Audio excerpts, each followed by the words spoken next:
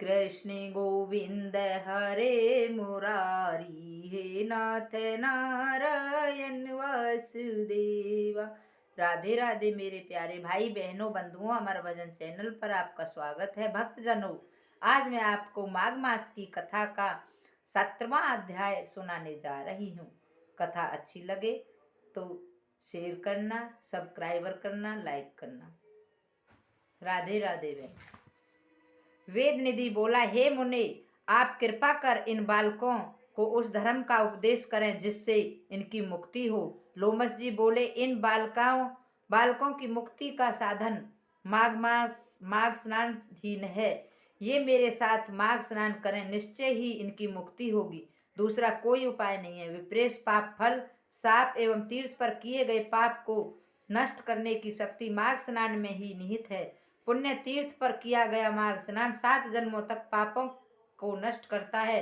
मुनिजनों का कहना है कि वे सभी पाप जिनका कोई प्रायश्चित नहीं दिखाई देता, वे माघ स्नान से ही नष्ट हो सकते हैं। माघ मास को ज्ञानी जन पवित्रतम मास मानते हैं। इस मास में स्नान करने से निश्चय ही मोक्ष प्राप्त होती है।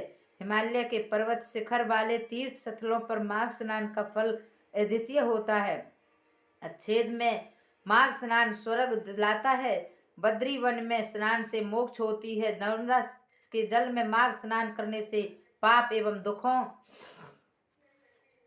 दुखों का नाश होता है और रुद्रलोक प्राप्त होता है। यमुना में किया गया माघ स्नान पाप मुक्त करके सूर्यलोक में पहुंचाने वाला।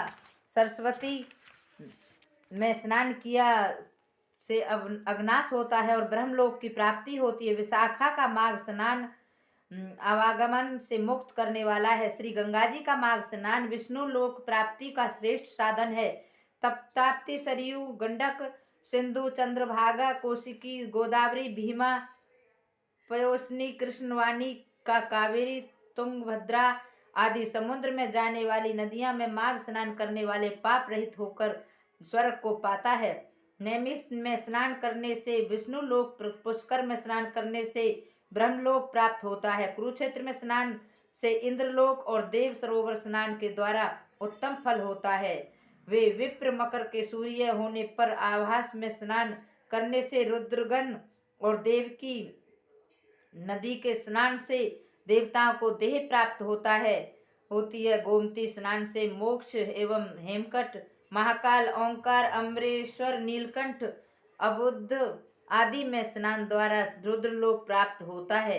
माघ में नदियों के संगम पर स्नान करने से जो पुण्य लाभ होता है वह सबसे श्रेष्ठ है। प्रयागराज का माघ स्नान तो बड़े भाग्य से ही प्राप्त होता है। इसके प्रभाव से प्राणी आवागमन के बंधन से मुक्त हो जाता है। जो 3 दिन भी माघ स्नान कर लेते हैं वे महापातकी होने पर भी कभी नरक में नहीं जाते। प्रयागराज में माघ स्नान करने वाला सकल सिद्धियों और संपदा को प्राप्ति करते, उनके द्वारा राजसूय यज्ञ से भी अधिक फल मिलता है। हे विप्र, एक समय अवंती नगर में वीरसेन एक राजा हुआ।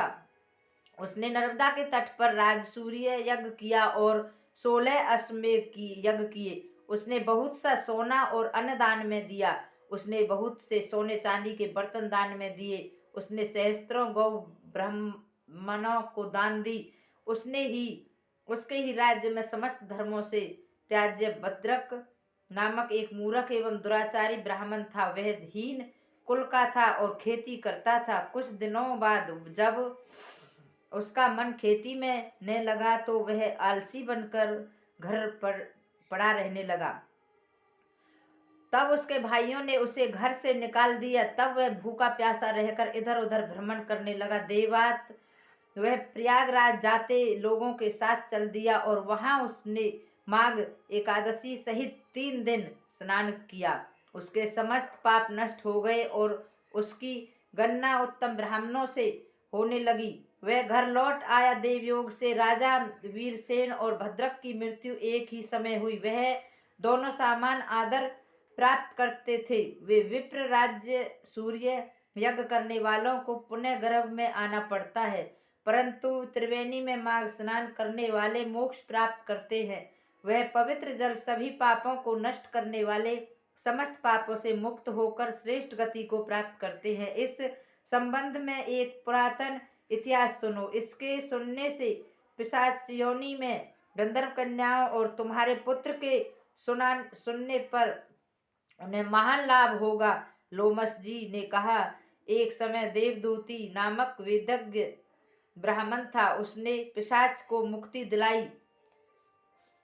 इस प्रकार 17वां अध्याय विश्राम लेता है। राधे राधे बहनों।